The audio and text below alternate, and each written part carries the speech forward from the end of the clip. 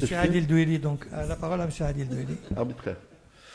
Bon, moi j'ai deux points. Il y a une infinie. D'abord, il faut se féliciter du travail qui a été fait, qui est un travail remarquable, admirable, et qui offre une difficulté. La difficulté qu'il nous présente à nous tous, c'est sa profondeur et son exhaustivité, qui fait qu'on est tous perdus devant l'immensité de la tâche, qui est de le lire intégralement et de le comprendre. Donc je crois que le premier exercice que vous devez faire, c'est nous dire quoi lire et où lire exactement, dans la mesure où tout le monde a sa vie, tout le monde est occupé, tout le monde... Oui, oui, oui, absolument. Il faut nous aider à le lire, parce que la synthèse, tout le monde l'a lu, mais la synthèse est une synthèse, n'est-ce pas? Donc la valeur ajoutée de chacun d'entre nous est de trouver quoi lire et d'y contribuer et de le commenter, je pense. Aujourd'hui, on est un peu perdu. Mais quand même, quelle extraordinaire opportunité pour notre pays, quel travail magnifique, quelle approche magnifique, alhamdoulilah, donc on ne peut que s'en féliciter. Le deuxième point que je veux soulever, moi je vais en soulever deux, mais parce qu'il y a une infinité d'axes, donc je vous propose deux points qui sont ceux qui me touchent, qui me tiennent à cœur. Le premier, c'est la gouvernance. C'est que le choix de la démocratie dans notre pays est irréversible. On y va, pas à pas, on améliore nos constitutions. Celle de 2011 est une constitution magnifique qui a été plébiscitée. Et la démocratie avance. La démocratie a des conséquences. Ces conséquences est qu'elle porte au pouvoir exécutif, c'est-à-dire ceux qui sont chargés de mettre en œuvre les modèles de développement, elle porte des gens qui sont des professionnels de la politique, et c'est tout à fait normal. Ces professionnels de la politique n'ont pas reçu ni la formation ni l'expérience pour mettre en œuvre dans un monde concurrentiel, mouvant, sophistiqué, pour mettre en œuvre des politiques de cette sorte-là. Cela veut dire qu'il faut trouver, peut-être selon moi, dans l'organigramme ou dans les lois organiques qui organisent le fonctionnement de l'État central, de l'administration centrale, du gouvernement, sont-ce des lois organiques ou sont-ce de simples lois, il faut mettre en place des postes relais courroies, dans lesquels le niveau de compétence managériale et technique est très élevé, entre des gens qui, eux, vont être élus, vont représenter leurs électeurs, vont leur expliquer, c'est ça, leur expliquer et présenter, et des gens qui mettent en œuvre en réalité. Des gens qui coordonnent, qui arbitrent, qui gèrent, qui coordonnent, qui arbitrent tous les jours, techniquement, tous les problèmes. La complexité des problèmes transverses dans l'administration marocaine, dans les ministères, dans les gouvernements, est quotidienne. S'il n'y a pas d'arbitre quotidien, tous les jours, et aucun process écrit ne peut résoudre les problèmes, il faut qu'il y ait un arbitre, ou deux, ou trois, ou des macro-arbitres par macro-sujet, n'est-ce pas, pour toutes les interactions entre administrations. Donc il peut y avoir 4 macro-arbitres, n'est-ce pas, qui sont là, réglés, ou un, ou deux, ou trois, ça dépend quel niveau de réglage on peut. Il y a des choses qui ne concernent que les secteurs productifs et les finances. Il y a des choses qui ne concernent que les secteurs type éducation, santé et les finances. Il y a des choses qui... etc. etc. Donc il y a des choses qui concernent les eaux et forêts, le domaine public maritime, le ministère du tourisme, le ministère de l'équipement, le ministère des Finances, le ministère des Transports, qui doivent tous se mettre d'accord. Hein, on peut en ajouter. Et l'ANP, on peut en ajouter. Et l'ONDA. Et donc, quand il faut mettre tous les jours d'accord des gens qui sont débordés, qui appartiennent à 18 administrations différentes, qui sont de bonne foi, mais qui ne peuvent pas participer à 18 réunions par jour sur 18 sujets par jour et faire avancer les programmes. On arrive à un niveau d'exécution faible, lent, de mauvaise qualité. Pas par la faute des gens, parce que les gens sont débordés, il n'y a pas de priorisation et il n'y a pas d'arbitre. Donc nous, dans notre culture, quand on ne se met pas d'accord, on se lève et on dit on fixe une prochaine réunion, au revoir tout le monde, à la semaine prochaine. D'accord ? S'il y a un arbitre, à 20h ou à 20h30, quand tout le monde est épuisé, il arbitre. Il dit ça suffit, on fait comme ça, tant pis, je me trompe peut-être. Donc sur chacun des... Donc ça, il faut l'institutionnaliser, parce que les élus, ce n'est pas leur rôle. C'est trop pointu, c'est trop technique. Il faut l'institutionnaliser. C'est la conséquence de la démocratie. Si on ne met pas le palliatif en face, on va dégrader les vitesses d'exécution. Moi, c'est une grande conviction. J'ai vécu dans un gouvernement qui était une transition entre un gouvernement 100% politique et un gouvernement avec un Premier ministre managérial et technique.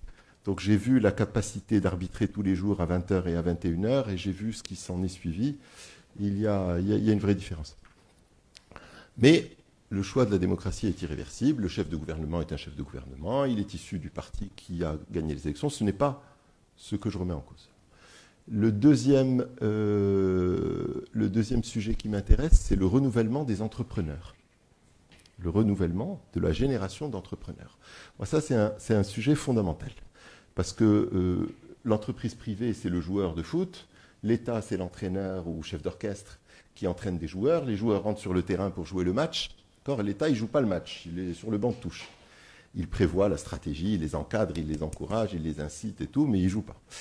Dans la création d'emplois, il ne joue pas beaucoup. Il va créer 5 000 emplois par an, net de retraite, 10 000, 20 000 emplois par an. Le reste, on lui demande de créer 180 000 emplois par an. Donc, on va dire qu'il ne joue pas pour simplifier l'équation dans la création d'emplois. Donc, si on doit renouveler les joueurs, n'est-ce pas? Il faut renouveler les joueurs. Les clubs, de temps en temps, ils achètent des super joueurs et ils font des matchs extraordinaires. Voilà. Donc, si on doit améliorer les joueurs, moi, j'ai un axe de réflexion. Cet axe, il passe par les marchés financiers et par la bourse. Mais c'est une façon détournée de résoudre le problème.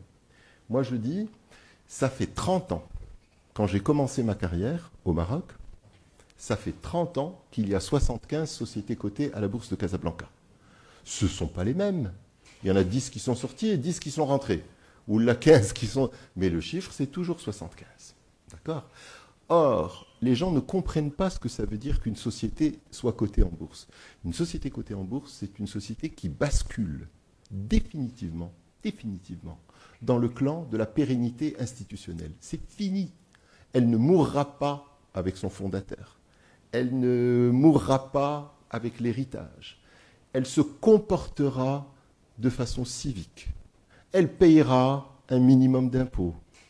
Ses comptes seront un minimum justes. C'est fini, elle bascule. Donc pour basculer des entreprises vers la pérennité, il faut les forcer à s'inscrire dans un cadre institutionnel. Or, aujourd'hui, il faut reconnaître que l'administration en charge de ça est spectatrice. Moi, je l'ai vécu, ça fait 30 ans que je regarde, je vois une administration qui est spectatrice, qui dit il y a 75 sociétés cotées en bourse, et ça restera comme ça jusqu'en 2048, n'est-ce pas? Donc si on veut prendre le taureau par les cornes, il faut imaginer des mécanismes beaucoup plus radicaux, beaucoup moins mous dans l'incitation à rentrer en bourse. Parce qu'en général, quand on fait des incitations, on les fait poliment au Maroc, gentiment, de façon un peu molle, un peu temporaire, un peu petite, pour ne pas exagérer. Là, il ne s'agit pas de ça. Il s'agit de dire, je vais prendre 300, 400, 500 sociétés et je vais les mettre en bourse. Presque de façon mécanique. Elles sont cotées à partir de demain. En contrepartie, voilà ce qui va se passer.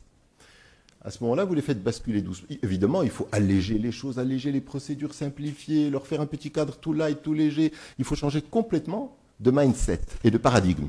À ce moment-là, elles sont cotées, elles sont pérennes, elles sont institutionnelles. Si on veut serrer la vis, on la serrera 10 ans plus tard. Mais le jour où on en met 400 ou on en met 300, on les met. Deuxièmement, comme vous le savez, on peut avoir plein d'idées, plein de projets et ne pas vouloir perdre le contrôle de sa société.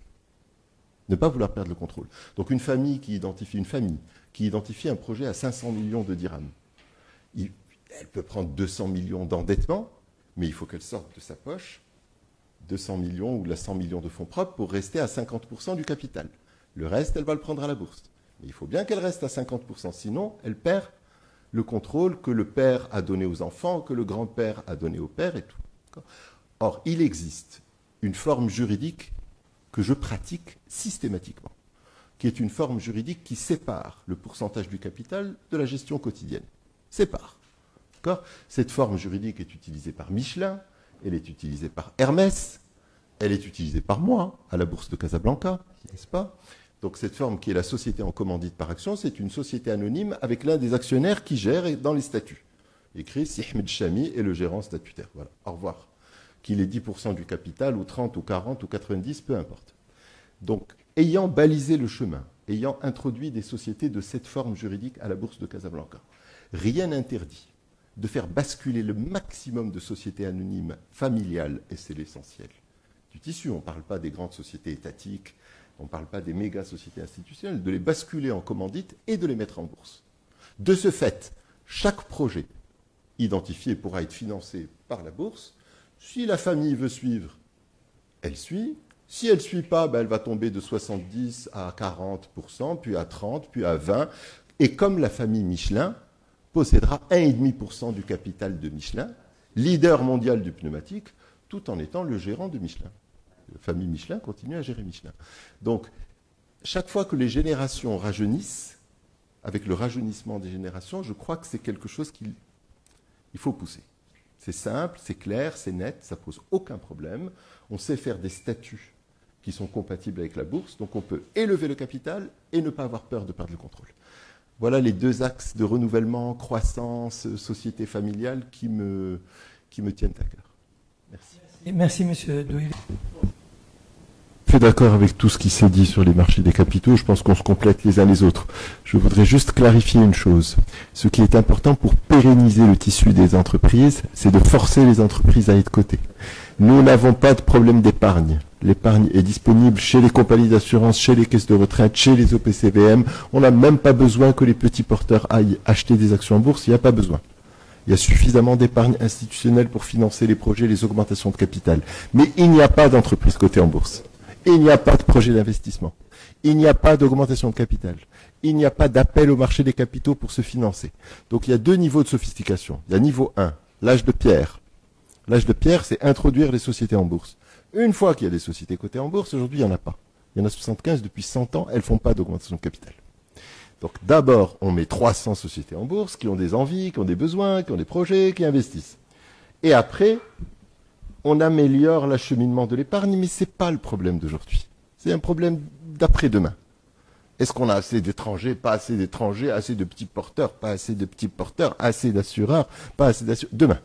D'accord? Problème de demain. Et le problème qu'a dit Hassan, après-demain. La liquidité parfaite, magnifique. Si. Parce que c'est l'âge de pierre. Là, après-demain, c'est-à-dire dans 6 mois. Oui, c'est ça, on est d'accord. On est d'accord. 3.